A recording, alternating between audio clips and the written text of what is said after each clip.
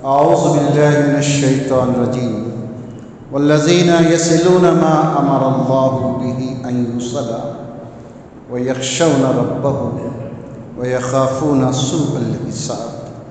وقال تعالى في موضع آخر أعوذ بالله من الشيطان الرجيم وأخي هارون وأفصح مني لسانا فارسله معي ردا يصدقني إني أخاف أن يكذب. وقال تعالى في موضع آخر بسم الله الرحمن الرحيم استمشي أختك فتقول هل أدلكم على من يكفر.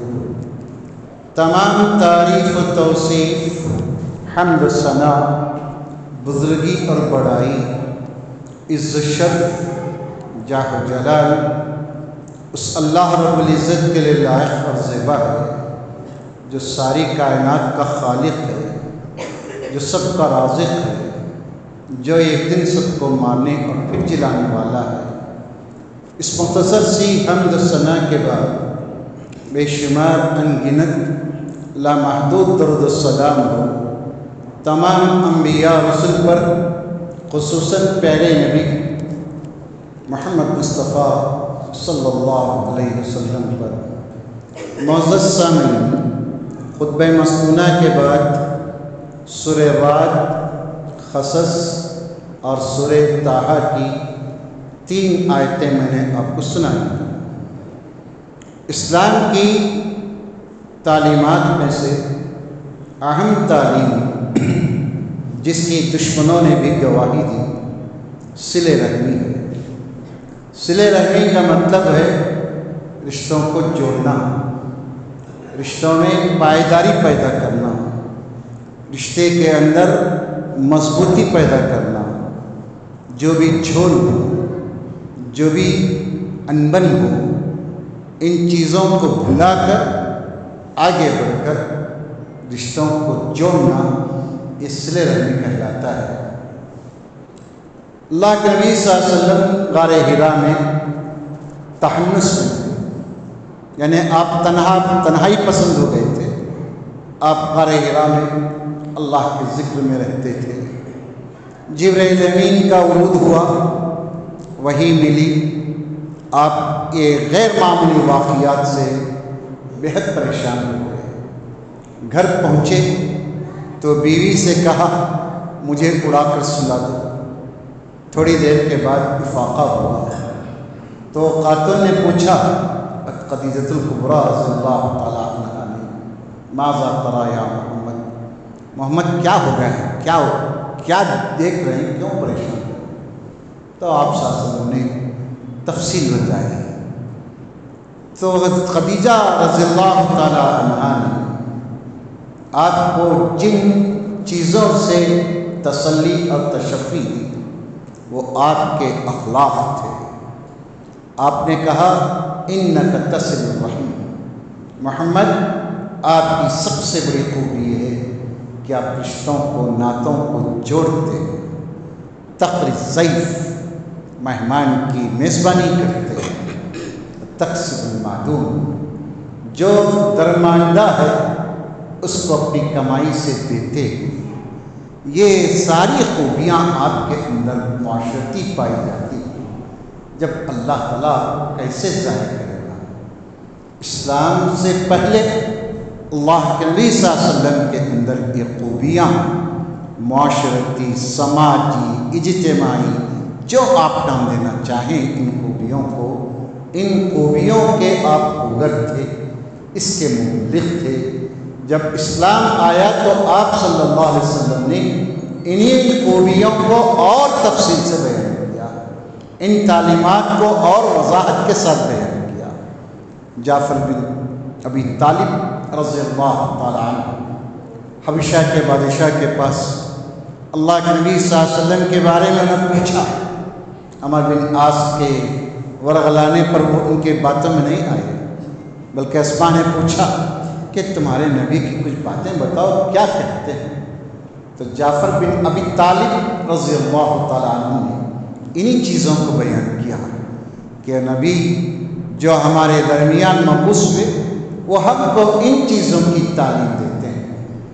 تو انہوں نے کہا یہ تو آسمانی تعلیمات ہیں، اس میں جھوٹ اور اس میں فریب کہاں ہے؟ تو بڑی رسوائی کے ساتھ عمر بن عاص کو دربار سے نکلنا پڑا۔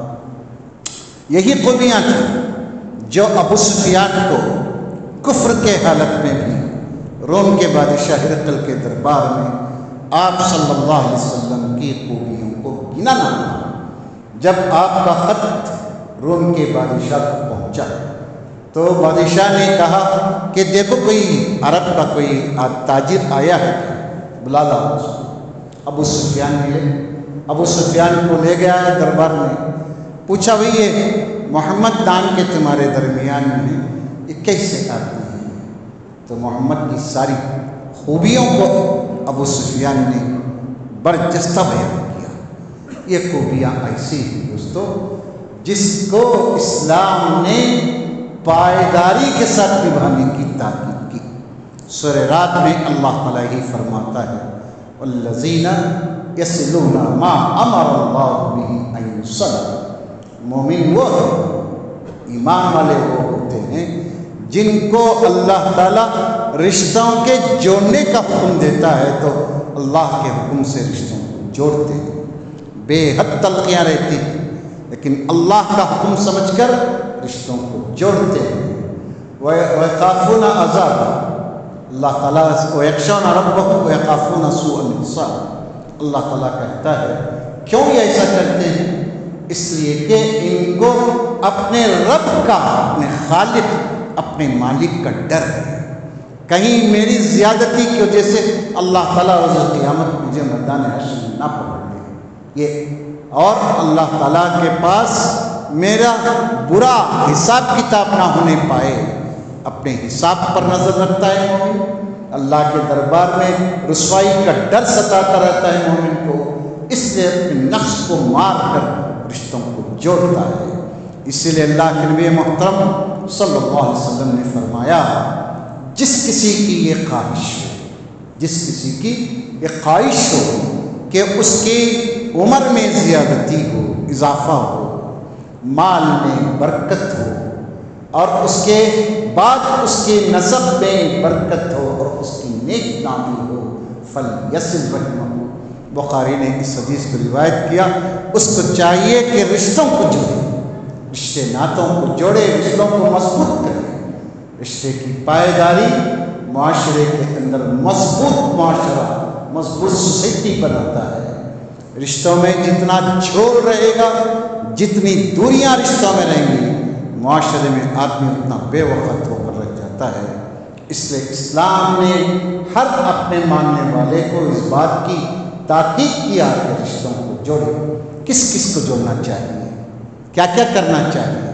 سب سے پہلے ایک بچے کو، ایک بیٹے کو اپنے ماں باپ کا خیال رکھنا چاہیے، ان کے ادب اور احترام کا خیال رکھنا چاہیے، ان کی خدمت کی فکر کرے، اگر وہ زندہ ہیں تو خدمت سے دعائیں دیں، اگر مرحوم ہیں تو ان کے لیے کچھ صدقے کا کام کرے، کم سے کم دعائیں دن رات مانگتا رہے۔ اس کے بعد اس کے اوپر اس کے بیوی بچوں کا حق ہوتا ہے کہ ان کے حقوق کو ادا کرے۔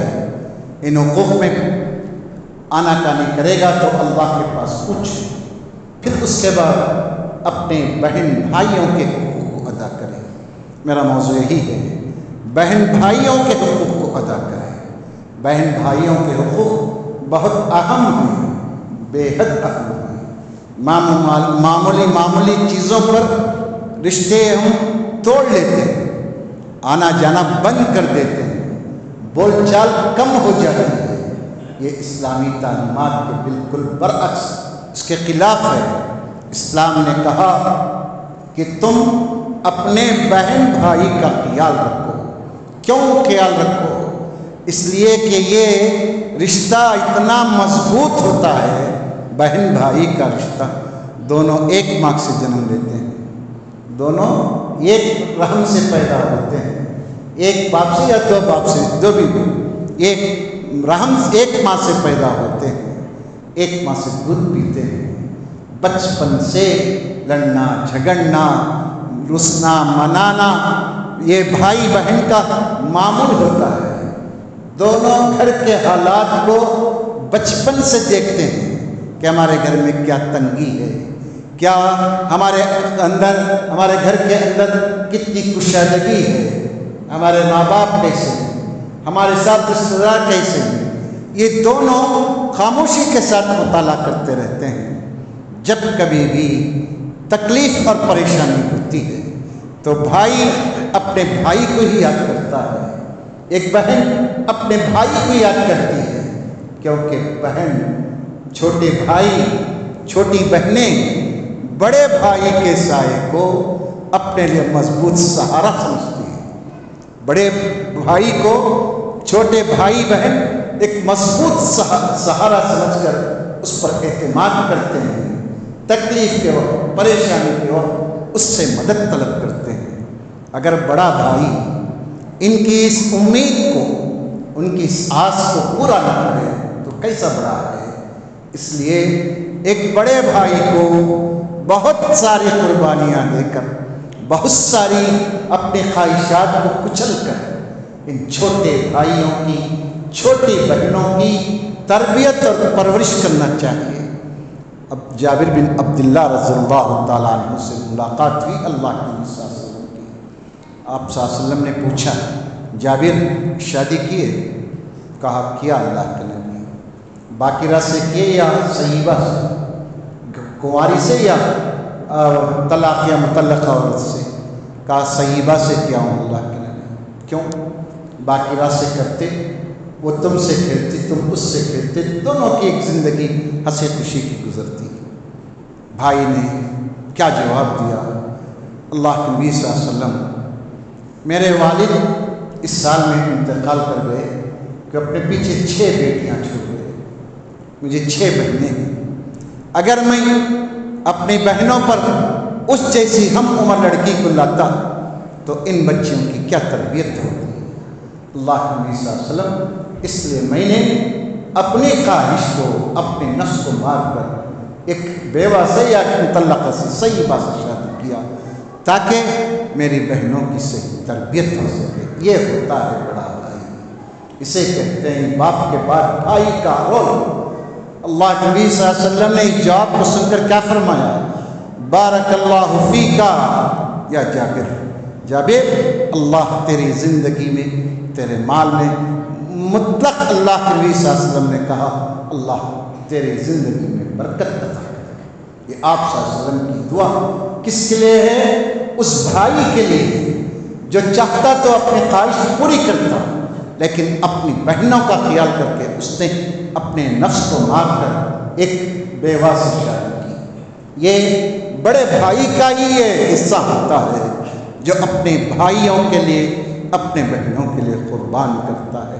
کوئی بھی باپ اپنے سارے بچوں کے لیے نہیں کر سکتا جب تک کہ بڑے بھائی کا یوگدان نہ ہو، جب تک بڑا بھائی باپ کے ساتھ کندھے سے کندھا ملا کر محنت نہیں کرے گا، اس کے گھر کے سارے افراد تعلیم یافتہ یا خود کفیل نہیں بن سکتے۔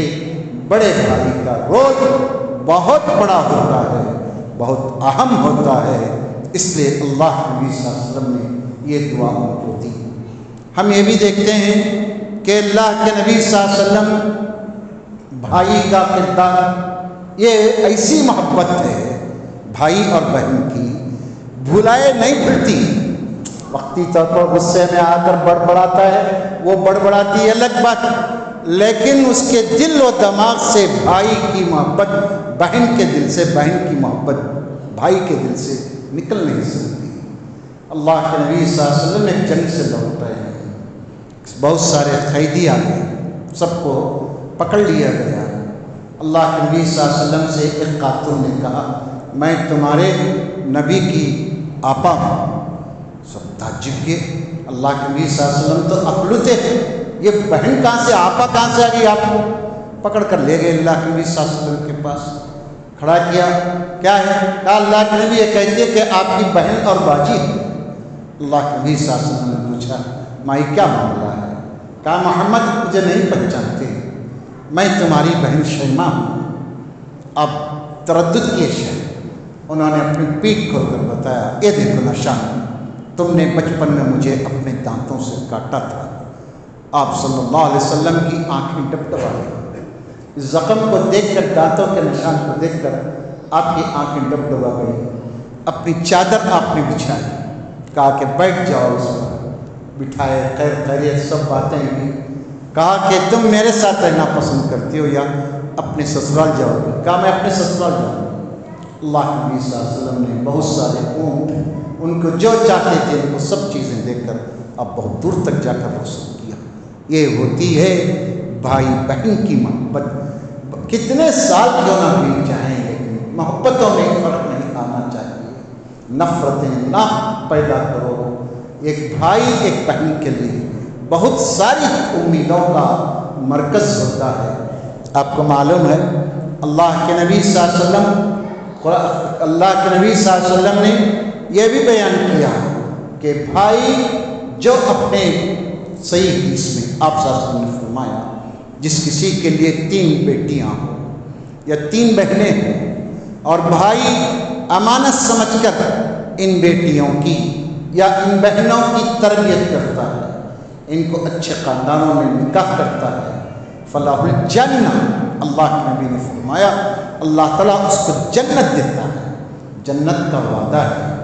قرآن مجید پڑھ کر دیکھیے، قرآن مجید میں اللہ تبارک و تعالیٰ جو ہمیں بتایا سورہ قصص میں، اللہ کے نبی صلی اللہ علیہ وسلم حضرت موسیٰ علیہ السلام کو اللہ تعالیٰ یاد دلاتا ہے، موسیٰ یاد کرو وہ وقت جب تمہاری ماں نے تم کو صندوق میں بند کر کے دریا میں ڈال دیا میرے حکم سے، موجوں تھپیڑوں میں موجوں کے چل رہا تھا تمہارا صندوق، لیکن تمہاری ایک بہن تھی جس کا دل تڑپ رہا تھا، بچے کو گوارے میں صندوق میں رکھ کر پانی کے حوالے کیا گیا، بہن سہ نہیں سکی اس کو، وَإِسْتَمْشِي أُخْتُكَ، جب وہ دن یاد کرو جب تیری بہن تیرے صندوق کے پیچھے پیچھے چل رہی تھی، یہ دیکھنا چاہتی تھی کہ میرا بھائی لاڈلا کہاں جا کر پہنچتا ہے۔ جب یہ پہنچا صندوق، بچہ رونے لگا، اللہ تعالیٰ نے وَحَرَّمَ عَلَيْهِ الْمَرَاضِعَ، اللہ نے قرآن میں کہا دودھ کسی عورت کا بھی اس بچے کو دودھ سچ نہیں ہو رہا تھا، کسی کو منہ نہیں لگا رہا تھا، بچہ موسیٰ ضد پر ضد کر رہا تھا، ملکہ پریشان تھی، اعلان کروائی کہ جو کوئی آ کر دودھ پلائے گا اسے انعام دیا جائے گا۔ کتنے کی دائیاں آئی دودھ پلانے کی کوشش کی، سب ناکام، منہ ہی نہیں لگاتا تھا بچہ۔ تو جب یہ بہن کہتی ہے کیا میں تم کو ایک عورت کا ایڈریس بتاؤں جو اس بچے کی اچھی کفالت کر سکتی ہے؟ کہا کہ جاؤ پہلے جاؤ۔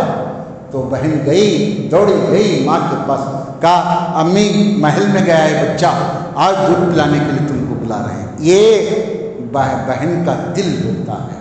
آپ بچپن سے دیکھ لیجئے، چھوٹی سی عمر رہتی ہے، اس کی بھی اس کے درمیان میں 1 سال کا فرق رہتا ہے، اپنے آپ کو بہت بڑی سمجھ کر چھوٹے بھائی کی حفاظت کی فکر کرتی ہے، چھوٹے بھائی کے سامان کو سینکتی ہے، چھوٹے بھائی کے لیے کیا کچھ کرتی ہے، بڑے بھائیوں کے لیے بھی خدمت چھوٹی سی بچی کرتی ہے۔ یہ کیوں؟ یہ فطری محبت ہوتی ہے بھائی بہن کے درمیان میں۔ اس لیے اللہ تبارک و تعالیٰ نے قرآن مجید میں حکم دیا، دیکھو جب تم میراث تقسیم کرو تو بہن کا حصہ نہ مار کھاؤ، بہن کے حصے کو گول مت کرو، بہن کا حصہ اتنا ہی ہے، اس کا حق اتنا ہے جتنا تمہارا حق ہے۔ آج ہماری سوسائٹی میں، آج ہمارے معاشرے میں جس طرح میراث کے بارے میں سستی، کاہلی اور لاپرواہی برتی جاتی ہے، اس کی وجہ سے خاندانوں میں دراڑیں، خاندانوں میں جھگڑے، خاندانوں میں دوریاں، یہی مال کو لے کر ہے۔ قرآن نے اس مال کی تقسیم کی تفصیل بیان کی، سورہ نساء پڑھ کر دیکھیے کتنی تفصیل سے اللہ تبارک و تعالیٰ بیان کیا۔ ایک بیٹی ہو تو کتنا ملتا، 2 ہو تو کتنا ملتا، بھائی 2 سے زیادہ ہو تو کتنا ملتا۔ اس ساری تفصیلات قرآن میں کیوں بیان کیا؟ تاکہ مال کو بنیاد بنا کر کل معاشرے کے اندر اختلافات نہ ہوں، اسلامی معاشرہ بگڑنے نہ پائے۔ آپ یہ جانتے ہیں اللہ کے نبی حضرت موسیٰ علیہ السلام کا یہ قصہ لیجیے، بھائی بھائی کو ہر طرح کی سہولت فراہم کرنے کی فکر کرتا ہے، بشرطے کہ اس کے سینے میں ہمدردی کا دل ہو۔ جب اللہ تبارک و تعالیٰ موسیٰ علیہ السلام کو نبوت سے سرفراز کیا، نبوت سے نوازا، تو اللہ کے نبی حضرت موسیٰ علیہ السلام نے کہا اللہ اتنا سارا ہوا، میری ایک درخواست، کہا کہ میرے بھائی ہارون کو میرے ساتھ مددگار بنا دے۔ دیکھیے میرے ساتھ میرے بھائی ہارون کو میرا مددگار بنا دے، کیونکہ وہ بہت اچھی زبان بولتا ہے، اس کی زبان میں کیا ہے تاثیر ہے، مجھے میری وہ تصدیق کرے گا۔ اگر تو مجھے ہارون سے مدد نہیں دے گا تو بہت ممکن ہے کہ لوگ مجھے جھٹلائیں گے، کیونکہ میرے ولا ينطلق لسانی، میری زبان فر نہیں چلتی، اس لیے اندیشہ ہے کہ میرا انکار کریں گے، اس لیے اللہ تو میری تائید میرے بھائی ہارون کے ذریعے سے کر۔ بھائی اپنے بھائی کے لیے خیر سوچتا ہے، اپنے بھائی کے لیے ہمیشہ اچھا سوچتا ہے۔ یہ ہمارا معاشرہ ہے، یہ ہماری سوسائٹی ہے۔ اس لیے کہا گیا کہ جب صدقات اور خیرات کا معاملہ آیا تو اسلام نے کہا صدقات اور خیرات دیتے رہو، یہ چیریٹی کرتے رہو، لیکن اس میں یاد رکھو وَابْدَأْ بِمَنْ تَعُولُ، ان لوگوں سے ابتدا کرو، ان لوگوں سے شروعات کرو جو تم سے رشتے میں بالکل قریب ہیں۔ مثلا بھائی ہے بیچارہ پریشان حال ہے، کثیر العیال ہے، بہن ہے، ان کی تنگ دستی کو آپ تحفہ دیجئے، صدقہ دیجئے، خیرات دیجئے، کچھ بھی دیجئے، لیکن ان کو اسٹینڈ کرنے کی کوشش کیجئے۔ ہمارے اپنوں کے ساتھ جو سلوک ہم توا کرتے ہیں اتنا ہمارا رشتہ مضبوط ہوتا ہے۔ رشتوں کی مضبوطی ایثار اور قربانی سے ہوتی ہے، لینے کی ہی فکر ہمیشہ نہیں کرنی چاہیے۔ ایک بھائی کو اپنے چھوٹے بھائیوں اور خاص طور پر بہنوں کو دینے کی عادت ہونی چاہیے تاکہ رشتوں کے اندر پائیداری ہو۔ بہن کے زبان میں اتنی تاثیر ہوتی ہے کہ لوگ اس بہن کی زبان کی تاثیر سے ایمان تک قبول کرتے ہیں۔ اور عمر کو کون نہیں جانتا؟ عمر رضی اللہ تعالیٰ عنہ کا جوش، ان کا غصہ، ان کا بولنے کا انداز، ان کا بیہیویئر، ان کا ایٹیٹیوڈ اسلام سے پہلے کتنا سخت تھا۔ 26 سال کی عمر میں تلوار لٹکائے ہوئے جا رہے ہیں۔ پوچھ لیا صحابی نے کدھر تھا عمر؟ تو کہا کہ وہ محمد کا فیصلہ کرنے جا رہا ہوں۔ کہا کہ محمد کے فیصلے سے پہلے اپنے گھر کی خبر لو۔ گئے فاطمہ کے گھر میں، فاطمہ کے گھر میں جاتے ہیں تو وہاں پر فاطمہ اور ان کے شوہر خباب بن ارت رضی اللہ تعالیٰ عنہ کے ساتھ بیٹھ کر قرآن پڑھ رہے تھے۔ چھپ گئے، بھائی سے بحث ہوئی۔ بہن نے پوچھا کہ کیا تمہارا ہی دین سچا ہے؟ کیا تمہارے دین کے علاوہ دوسرے دین میں حق نہیں ہے؟ یہ باتیں ہو رہی تھیں، بہن بھی کو مارنا چاہ رہے تھے، مارے بھی پیٹے بھی، بہن بھی پٹ گئی۔ تو انہوں نے صاف طور پر کہا قطار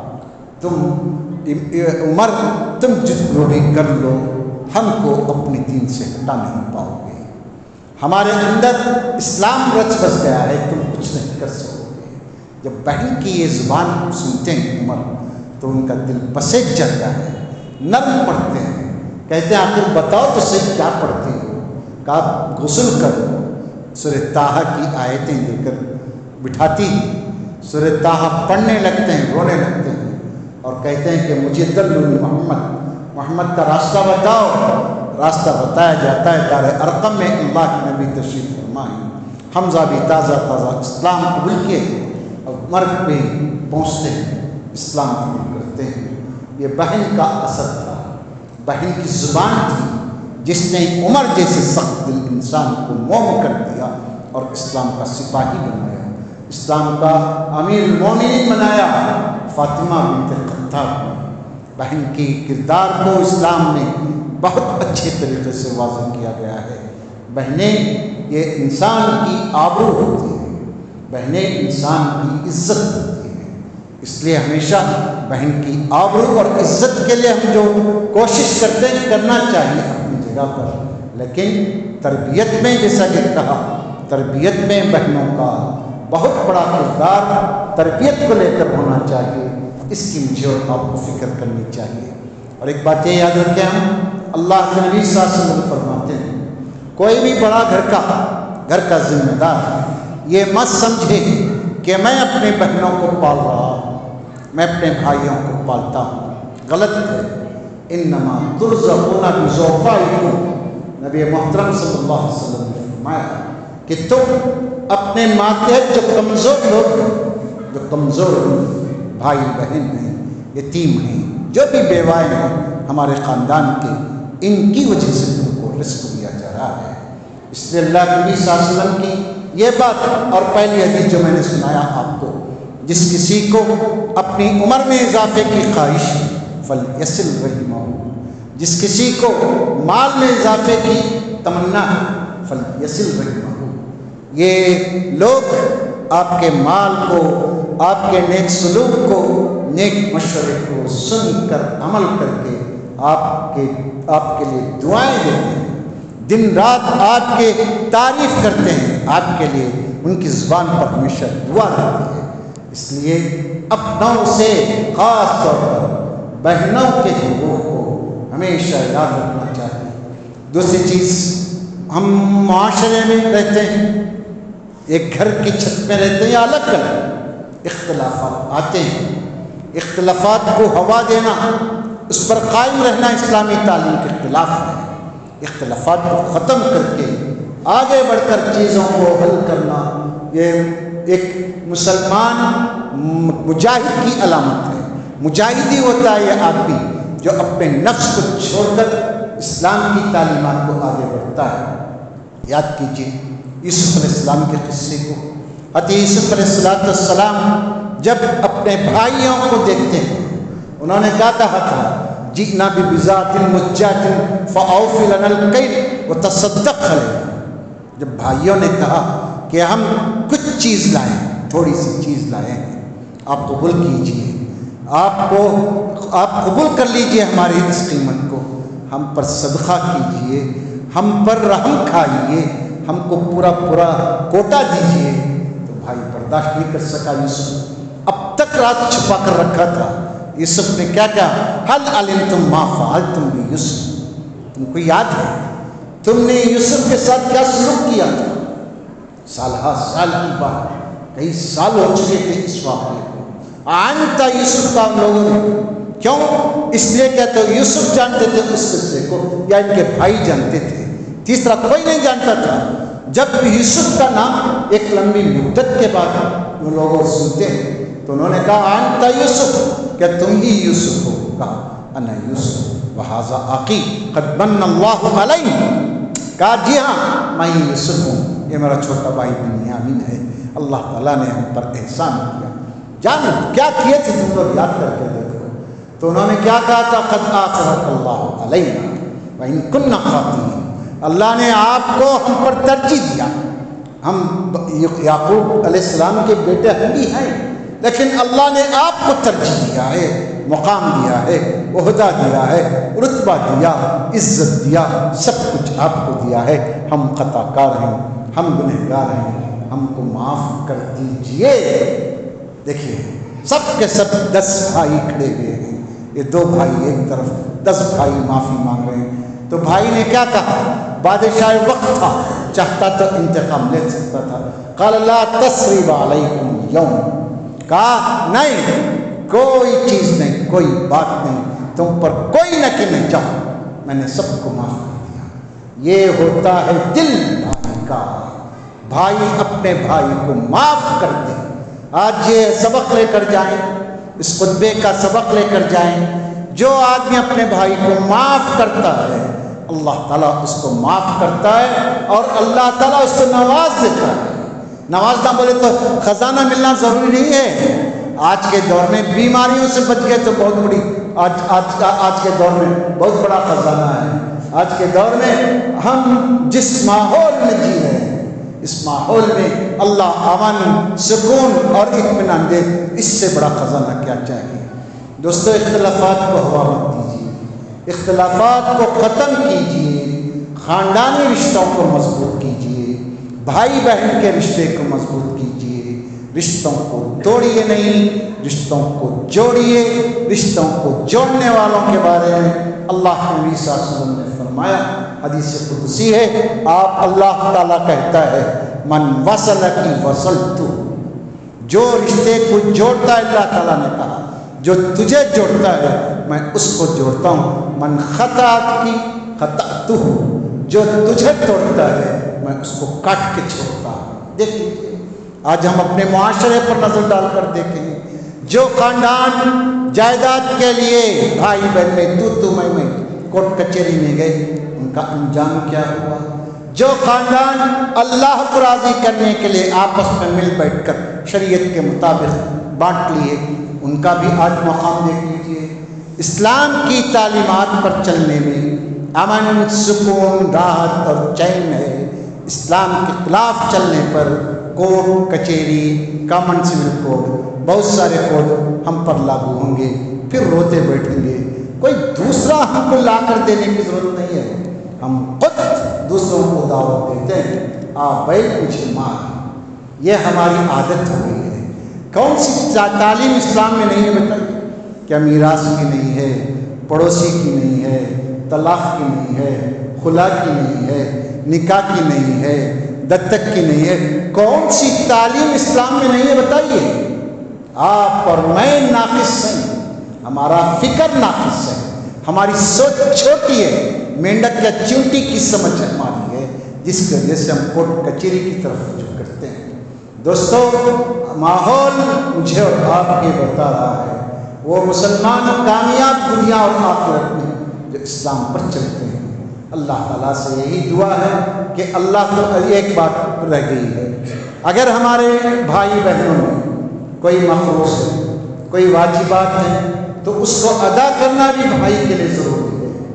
بڑے بھائی کے لیے، چھوٹے بھائی کے لیے، جس کو جو طاقت ہے وہ اپنے بھائی کی طرف سے ادا کرے، کیونکہ میتیں قرضوں کے عوض میں قرضے ملتی مل کر لے لیتے ہیں۔ لوگ سمجھتے ہیں کہ بینک کا قرضہ الگ، سوسائٹی، اللہ کے بندے قرضہ قرضہ ہے، قرضہ قرضہ ہے۔